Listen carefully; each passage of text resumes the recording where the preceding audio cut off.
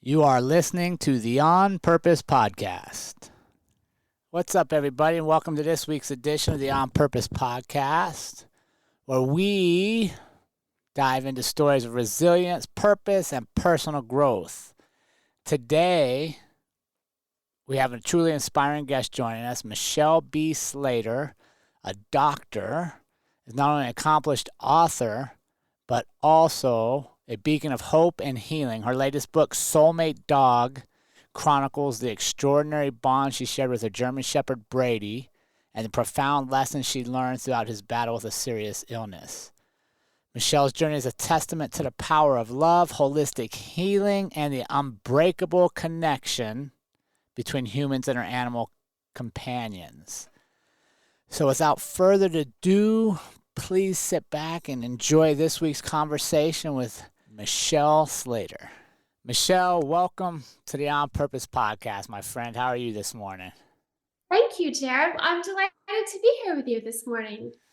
We're honored to get to share your story. And like I was saying off the air, I love just recognizing you for having the courage to put your story out and to believe in your story and to know that the value of story is that it can impact people at the time they need it most, but only if we share it. Yes, this is so true. And thank you for saying that, because I have to say there are parts of Soulmate Dog that were incredibly hard for me to write because, as you know, it's so intimate and so personal. And I just felt that so many people and animals would benefit from me sharing this story. And, and part of my mission in life to be able to share if I think that something can help someone, animal or human. So I was really motivated. That motivated me to write things that felt really intimate to share. I love it. I can't wait to explore more about your journey with Brady and how it transformed your understanding of the human animal bond, right? Because I think so many of us have animals that play such a critical role in our lives that it was fascinating when I came across your story. I was like, oh, I want to learn more about this. But before we do, Michelle, I like to warm you up before we get going, before we get into the real story. So are you ready for your warm up so we get our minds and our bodies thinking here? Yes, All right, let's go. here we go. Sun rises or sun sets? Sunrises, because I've been meditating most of my life and I love to be awake and witness the sunrise. Like the universe is giving me this light and giving it to all of us, but I like to be there to witness that and to feel it and breathe it in. Ooh, I It love it. and it just lights me up. It lights me up too, the sunrise.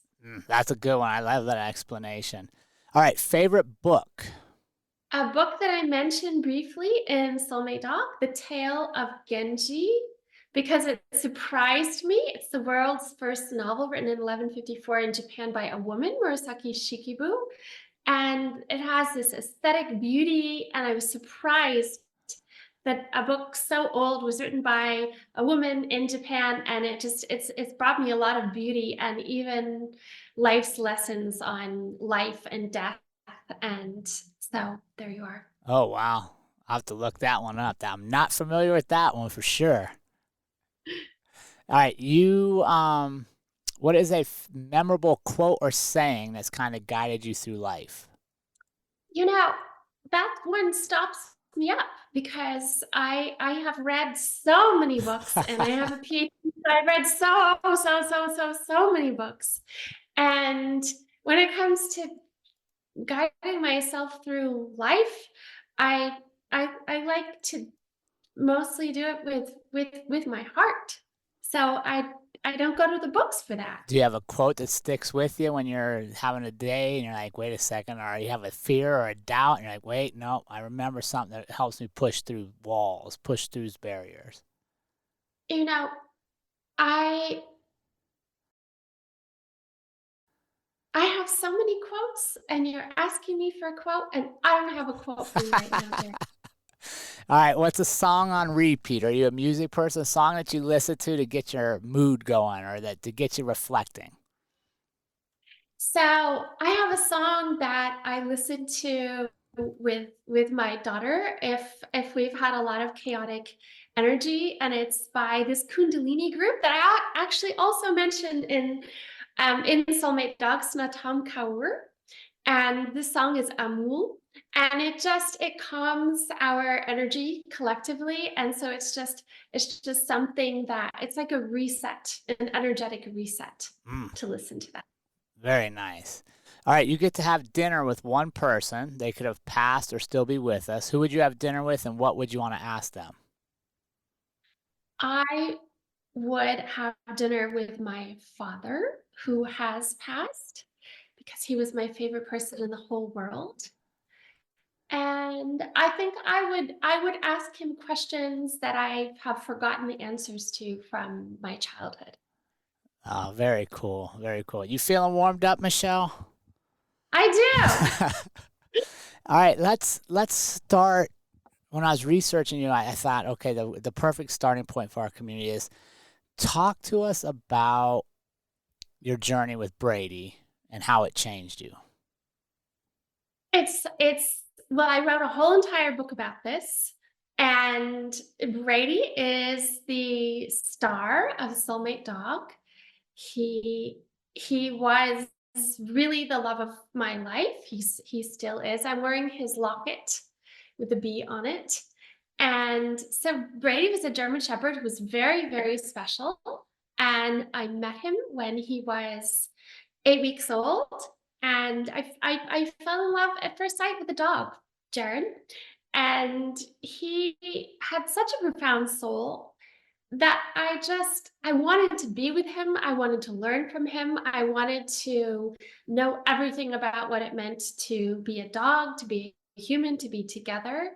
And we had this incredible journey. And he taught me everything I know about unconditional love. And he enlightened me about what it really means to be a dog, what it means to be in a relationship with a dog. And he really changed my perspective philosophically, the perspective from my heart, my perspective on love. And I also learned about myself that if I love someone, I really will go to the moon for them. And you never know Yeah. what circumstances are going to bring and how will you react. And for him, I I was all in. Was there a specific moment when you first saw him? Was he a rescue or did you get him from a breeder? Like how did you find him? And then was there a moment when you just like saw him and realized like, okay, this guy's coming with me for a while? Yeah, so he ended up being a rescue, but he came from the breeder. He had already been adopted by a family that found him to be far too high energy for them. And so they sent him back to the breeder. And then the breeder was, looking for, another family to adopt him.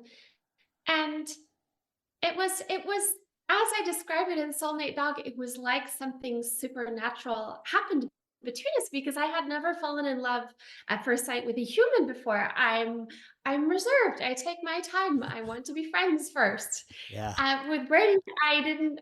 It was like this instant connection that was really profound. I had no words for it, but I knew immediately. It was the gaze in his eyes. And if you want to quote, there's that great Martin Buber quote about how an animal's eyes speak a great language. And there was so much in his eyes when I met him. And Mm, that was it. There was no question about it. that's so interesting because I was all his. oh, I believe it. Me and my wife adopted a Mr. Otis, we call him. He's a golden doodle, and we got him about a year and a half ago. Same kind of story. He was from a breeder, but got abandoned and put in a rescue. And it's funny to talk about the eyes because when we went to pick him up, we had never met him. He was covered in lice and fleas and all, much different than we thought we were showing up for. But as soon as my wife held him and I saw her look at him and him look at her, I was like, oh, this guy's coming home with us for sure. That's it. That's exactly it. I knew I was all his. from that moment on. What was your first good moment when you realized like he really trusts me? I felt that right away from him. Like we gave each other our trust right away.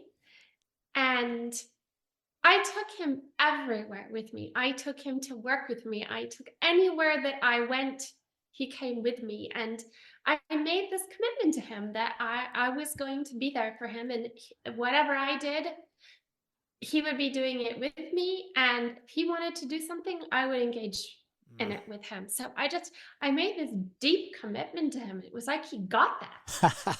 What was your favorite thing to do with Brady? You know, I also write about this in Soulmate Dog. I loved days where we just could spend the whole day together at home and we didn't have to go anywhere. We could just be together. It was like we were communing together. So just blocks of time together were great. And I spent a lot of those that were at home because while I had him, I was also very sick with Lyme disease. So I had times where I could just that's all I could do. But we also loved swimming, hiking, just sharing quality moments together. So talk to me about this since you mentioned Lyme disease and that's that's a heck of a battle people go through to get over that. What was his role in helping you overcome it? So I didn't actually overcome Lyme disease while Brady and I were together.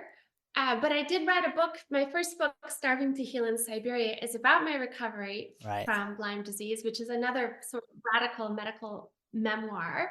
But Brady, he helped me to just accept myself as I was. He did not place any demands on me. He was like, we don't have to go for a walk today. We can snuggle and you can stay in your pajamas, and that's okay. So he was not exigent. He was very accepting. And I needed to accept myself in that state because I had demands on myself, but he was very comforting. He was like, wherever we are, that's okay. So that was great for me. I love what you said there, and I think let's spend a minute there.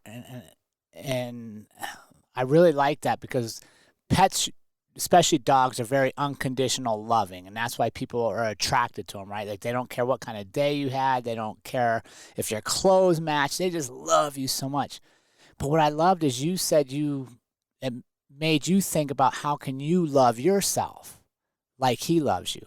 Talk me through that journey when you recognize like, okay, let me apply this to myself. Let me take what Brady's teaching me and make sure I'm loving myself the same way. That's a really interesting question. I like your question, Jerrod.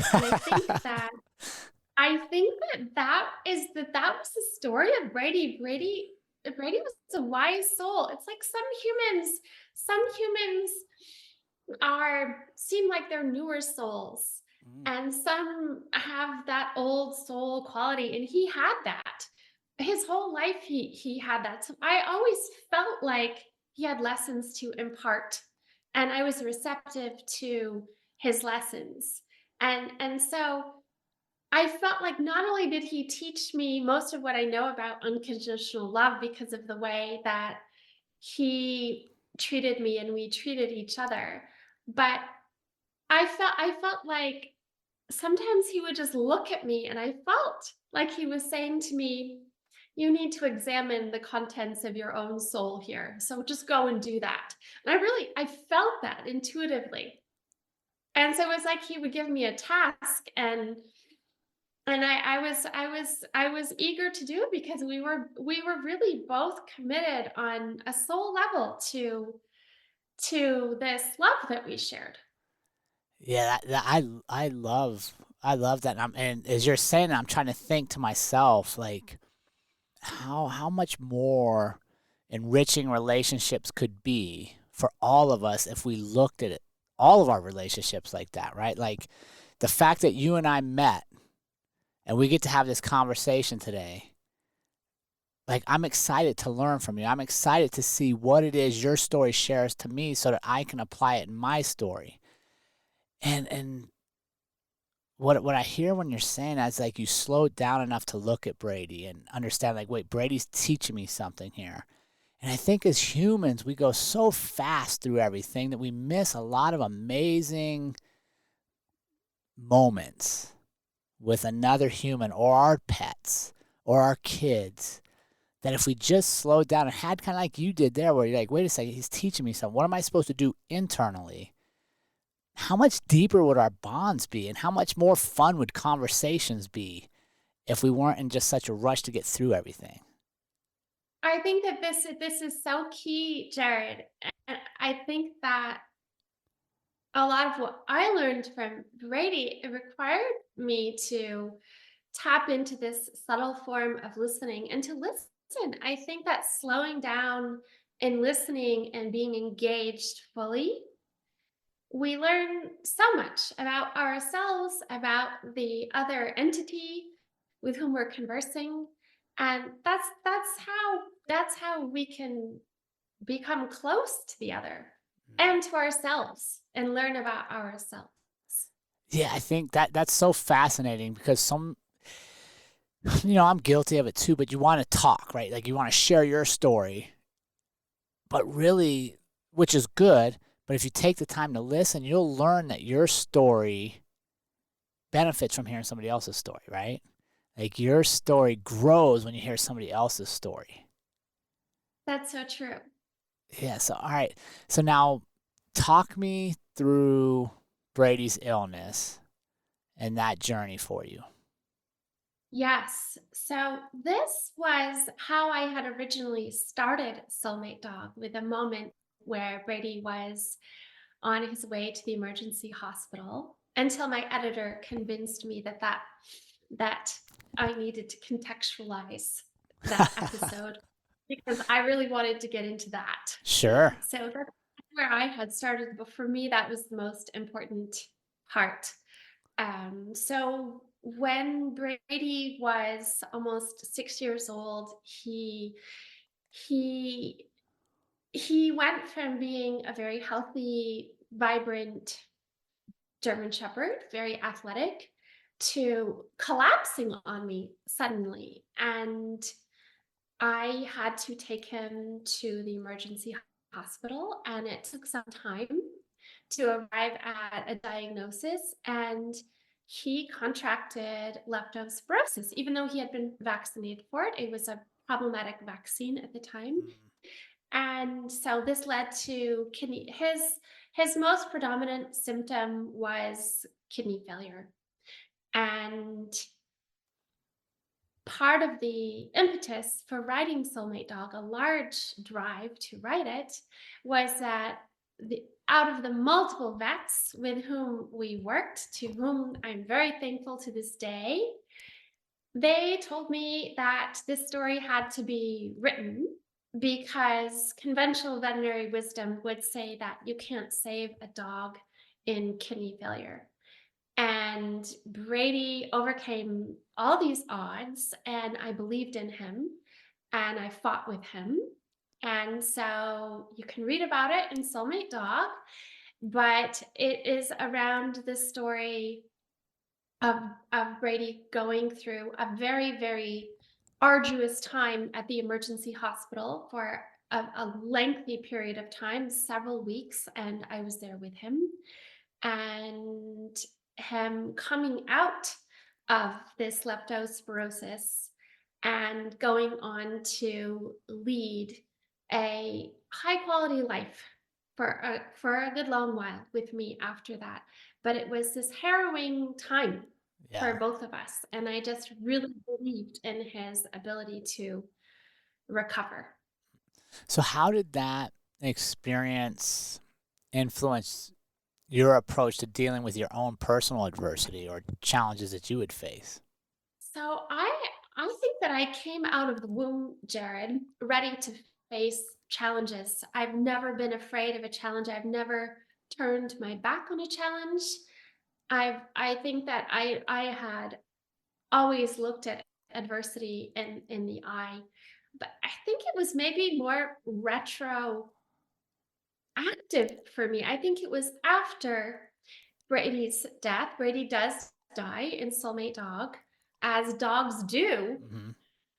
Um, and I think it was after that when I was really at my very lowest moment of Lyme disease, about a year and a half after his death, that I was even contemplating assisted suicide, as I write about in the other book, Starving to Heal. And because I had exhausted all of the medical options at that point.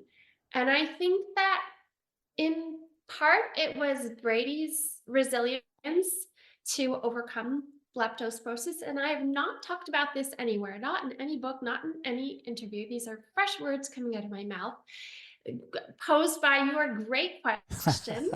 And I think that Brady's ability inspired me to look for a last ditch way to find my way out of Lyme disease, and that's when I found it. Mm. Talk to me about this. You mentioned something that got me curious. You came out of the womb ready to face personal adversity, you said, right? So talk to me about the youngest memory you have when you're like, wait a second, I'm a fighter here. Like, I will rise up and challenge things. Was it like as a little kid? Do you remember that? I do. I absolutely do. Um, I think that it was I think that I challenged things philosophically eh, when I was a child. When I was a child, for example, attending Sunday school, and my teacher, my Sunday school teacher, happened to be my father, and I I respected my father. I found him to be a great authority on many matters, which he was. But I had some very challenging philosophical questions that I would not let go of, and I did not find his answers satisfactory. So, and so I remember that as being the first time where I was not willing to let go of something difficult if I needed to work through something. And that's more abstract. And I had plenty of physical examples as well, but that's an early one. I love it. Now, did your dad encourage you to continue to think and challenge thoughts, or did he say, Michelle, just listen to me on this one? You know, he never did that, Jerrod. He always encouraged me to be a critical thinker, to challenge conventions, norms. He never wanted me, he always said, don't be a sheep. I don't want you to be a Mm. sheep. And he got more than what he asked for. I think there were times when he thought I really was pushing the limits of that concept. But ultimately, yes, he encouraged me to do so. That's so funny. We're talking about this because I just recorded another episode. It goes out this week about 3 things that kill conversations, right? Like 3 phrases you can say that will kill a conversation. And one of the things I really try to be cognizant of, and I think we'd benefit from, is especially with our children or people we're leading in a workplace, is not providing answers but providing more questions. Right? Like if you come to me and you say, well, Jerrod, I don't agree with you on this. Well, I'll learn much more from you if I say why. Tell me why you don't agree with me. Then I will trying to convince you to agree with me. Because you know what? Maybe I'm wrong. Maybe Michelle's right. Yeah, I agree with you. I also think humility, a good dose of Mm. humility is helpful with that, because I think something that kills a conversation is, oh yes, I already know that, with this certitude. Whereas I I I think that humility and approaching something from that quintessential Zen mind, beginner's mind, is it encourages the other person to share more and encourages you to listen, Mm. and that's when you can maybe really learn more than what you think you know, And it's way more fun. for everyone. Yeah, right? Like, gosh. And here's something I really admired about you when I was researching you, is you saw like non-traditional or maybe outside the box treatments for Brady. You did the same for yourself with Lyme disease. And I'm hearing you now. That goes all the way back to when you was a kid. We're like, okay, you told me this, but let me look for this for myself. How has curiosity benefited your life? Like, how has remaining like you said, humble enough to continue to learn and say, wait a second, you told me this, but it doesn't have to be my truth. Let me find it for myself. How do you balance that in your life, and what have you gained from that? I love your questions, Jerrod. I think with curiosity, how have I gained from that? How have I so I have a profound desire to learn, to know. I think that's why I'm an autodidact. I was partially homeschooled when I was a child. I think that's why I pursued two master's degrees and a PhD, because I have a love of knowing and knowledge, and I like to pursue different paths to get there. I'm never devoted to one path, and I could fall off my path, and then I could learn something brilliant from having fallen off the path. So I think that with that open mind of curiosity and never being dogmatic, oh yes, I have a doctorate, so I know that. I never ever felt like that. I always felt like it's a privilege to have Mm, the knowledge that I've gained, but I have such quirky ways of thinking about things. I think it's the discipline of research combined with creativity and imagination, intuition, and knowing that there's always something beyond what I do know that drives me. And so that sort of process, messy process, maybe, if you will, yep. has always brought me to a precipice of never staying static in my body of knowledge, but also always driving me towards learning something else, something beyond what I thought I might be able to know. And that's how I was able to find treatments that were alternative for Brady and for myself, and to be open and and trust in that process of even experimenting with knowledge and curiosity, and being open to new ways of knowing. Mm. How do we check ourselves on that, Michelle? How do we know? Or do you have a practice, or some boundaries where you're like, okay, wait a second, I haven't been curious enough lately. I'm falling back into a rut where I'm just accepting what I already know. Like, well, get back out there, get learning again. Do you have some way that you manage that? Well, I think ultimately having a challenge like I had with my health, or what Brady had, those forced me into that, because it was really life or death for both of us. Um, but I would say I think that you mentioned three things that kill a conversation. I think one thing that kills a life is Ooh, complacency. love it. I never want to be complacent about anything. So if I find that I may be, and I'm never too confident, but I think that if I start feeling too confident about something that I think I know, then I think, aha, you don't really know anything at all. Ooh, I love it. And what do you do if you have that moment? I laugh at myself, and then I try to open up and see what I could learn from more. Mm. So talk to me about this, because here's one I think I really want your insight on. Balancing gratitude, right? Being grateful for where I am, but still being driven to learn more, to achieve more, to experience more, right? Because I think sometimes it's easy to be like, well, I'm just grateful for what I have and stay in that same place for a while because you're under gratitude, but really you're kind of getting complacent. How do we balance that?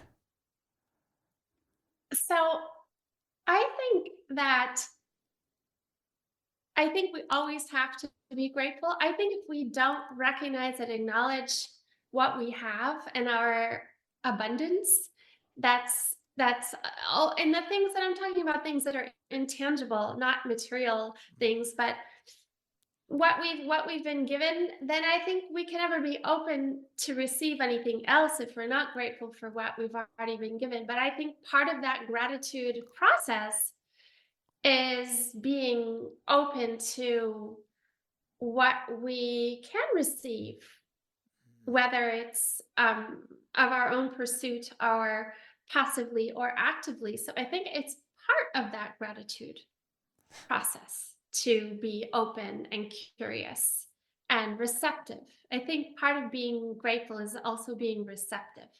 Mm. Yeah, that's interesting. Being receptive.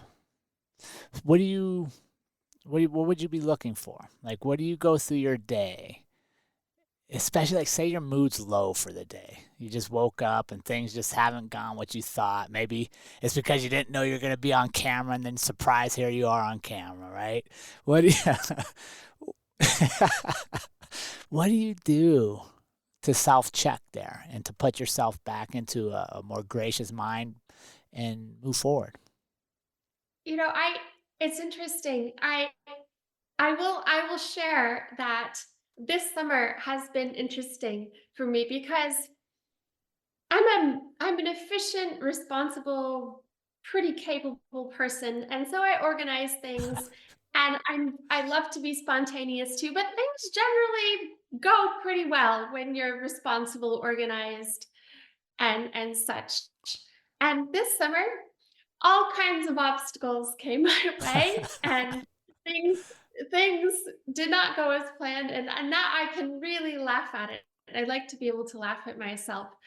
But but when that happens, when I'm low or when something doesn't go as planned, I like to remember to, I mean, it's more on the spiritual side of things, Hmm. but to it's like witnessing the sunrise, breathing in that light, and then again being receptive. I find that to be very grounding, humbling, and it resets me, whether it's listening to that Snatom Kaur song or even being able to laugh at a circumstance um, makes me look very unorganized and such.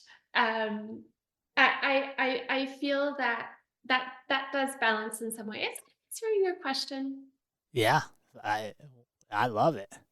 I love that like what I hear from that is you take moments, right? And I think if we're having a bad day, we're having a bad series, things just keep happening. We're like, what is going on? If we stop for a moment and reset and try to get out of that big picture, we'll find that even maybe in that chaos of things not going right as we thought, they're going right for how they're supposed to be.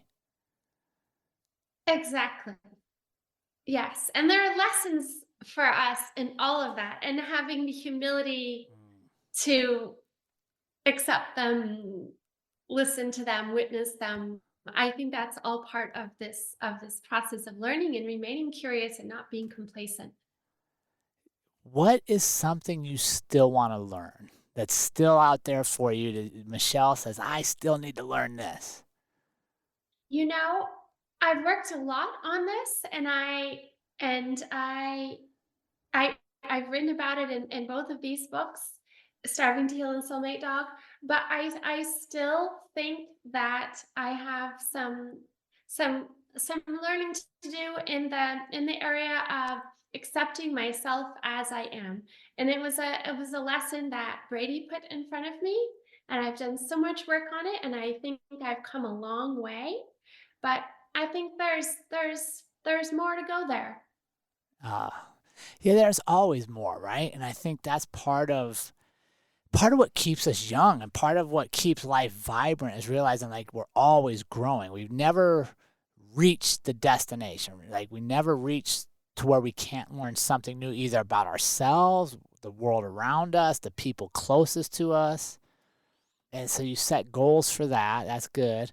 What about Brady? How are you still learning from Brady? instance, that is one way because he he showed me that I had work to do on recognizing my self-worth. And so that was one thing. He also he also loved it when I got out of my cerebral head and just played and laughed and was silly me. And and I vacillate between cerebral Mish and silly Mish. And he was such a good teacher in that regard and to remind me to do that. And so I think there's more silly Mish that I think he would say right now needs to come out. And then I think that Brady taught me so much about unconditional love. And we were in this, dog human relationship. Hmm. And I think I have more to do there on the human unconditional love. So that's, I Mm. think, coming from my relationship with Brady, it shows me um, some work I have to do in my soulmate relationships with humans, with my humans. Yeah. I, one of the things I heard that I was just thinking about is the play versus the cerebral side of you, right? The side that just goes and has fun and lighthearted moments, that doesn't think too much, versus the person who's putting cognitive thought into things and planning and organizing. And I think as adults, sometimes we forget to go play and have some fun. This is so true. And I think I can just kind of hear Brady say, sometimes you just need to just be more like a dog. What would your day look like if you were being Brady? If you were Brady, what's that day look like? Brady, Jerrod, he loved to swim. And it Mm. would be like, well, I'll tell you something. I was more like a dog a few weeks back in Italy.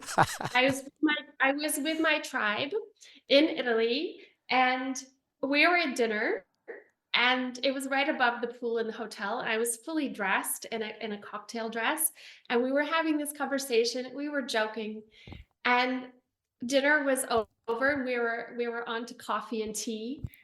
And I just slipped off and I went downstairs. I jumped into the pool fully clothed. I swam and I came out and I went back to our table. I think that is something that a dog would definitely do, that the humans would be like, oh my word, he's gotten into the pool. He's going to shake all over us. And I just felt the need to like play, be silly. And yeah, so that's probably something Brady might have done. What was the reaction of the people at the table?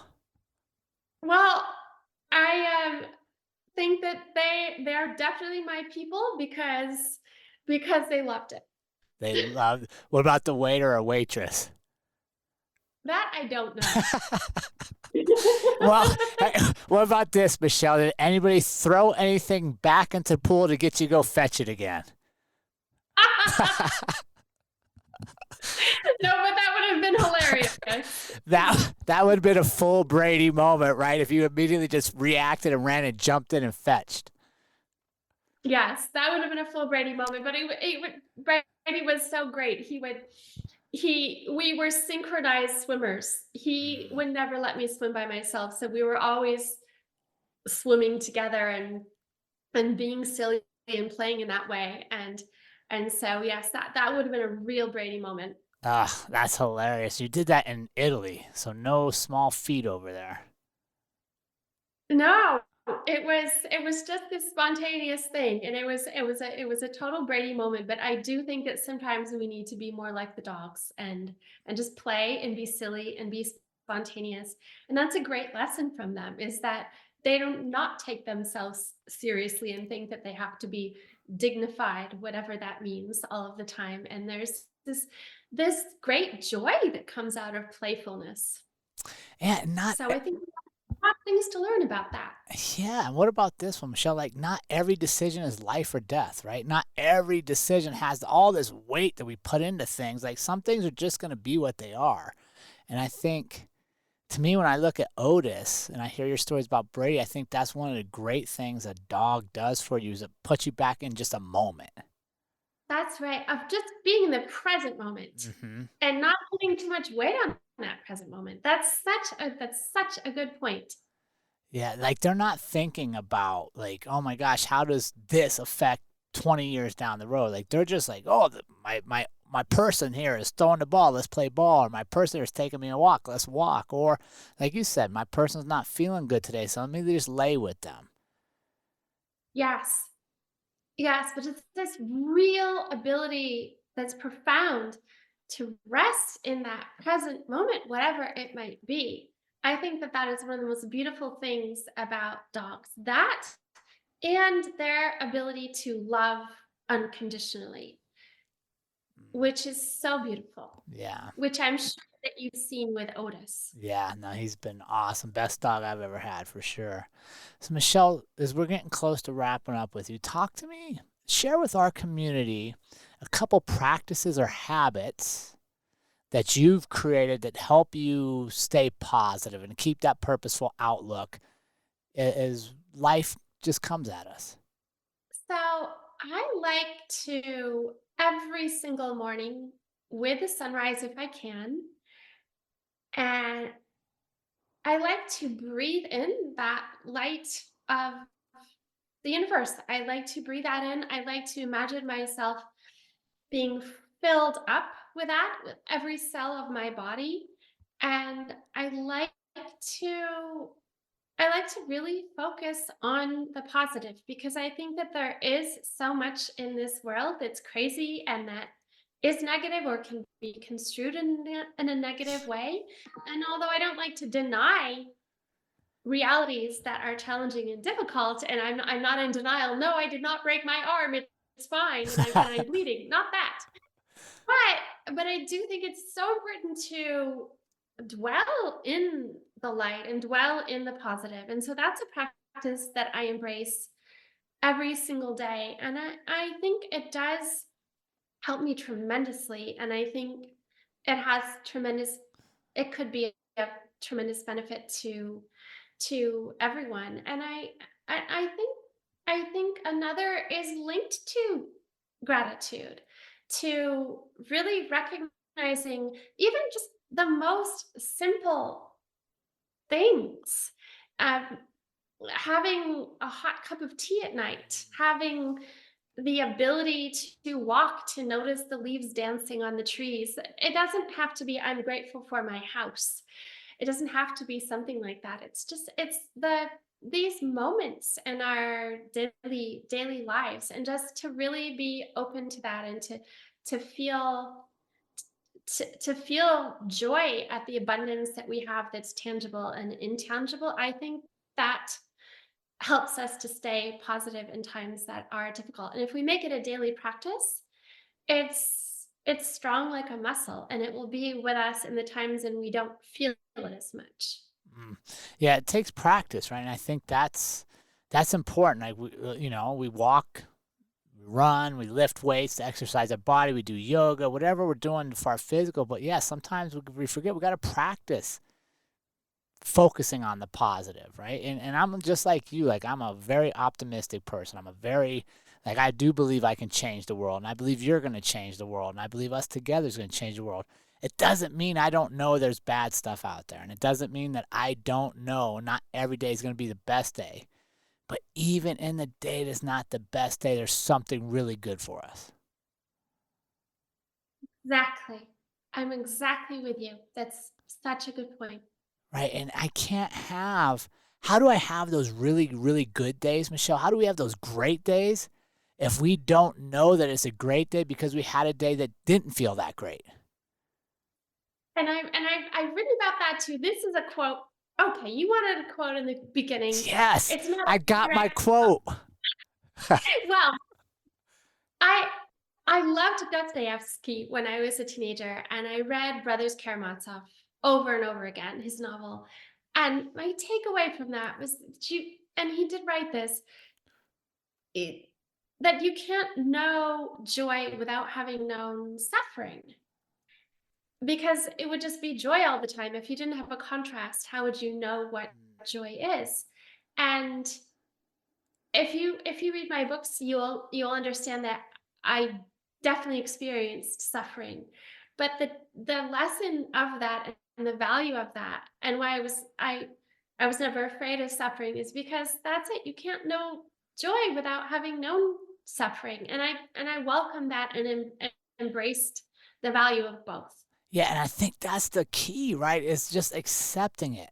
Like not trying to change it all or control it or put it in this box that you think it's supposed to be. Just accept it. And if it's not if it's a rainy day, just accept that a rainy day is great to stay indoors and read a book. Like if every day is perfect temperature and perfect sunshine and you feel like you always got to be out, well you don't get the other balance, right? Like we need them both, and both are equally important to our story, the good and the bad.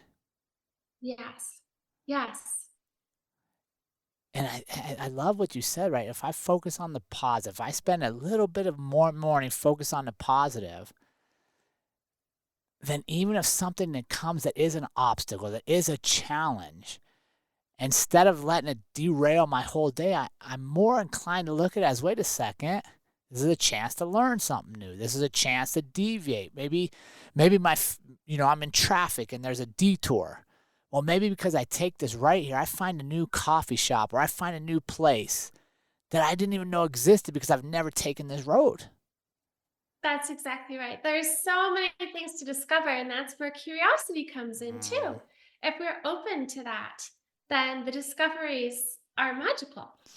I love it, and I just love your energy, Michelle. I feel like I could talk to you a lot longer. And what I like hearing from you is, like, I think you probably believe, or I pick up from you that life is happening for us, not to us, and anything that's coming our way is designed for us. Yes, and sometimes we need to sit with that a bit and observe that and see what it does have for us. Maybe Mm, it's not evident right away, for but there's sure. always something to learn there. Always something. I love it. Michelle, where can our audience stay connected with you? Where can they pick up the new book, Soulmate Dog, and read the whole story of Brady's journey? Thank you for asking, Jerrod. So I do have a website, michelleslater.com. I'm on all of the social media places. I think I'm Michelle B. Slater on Instagram.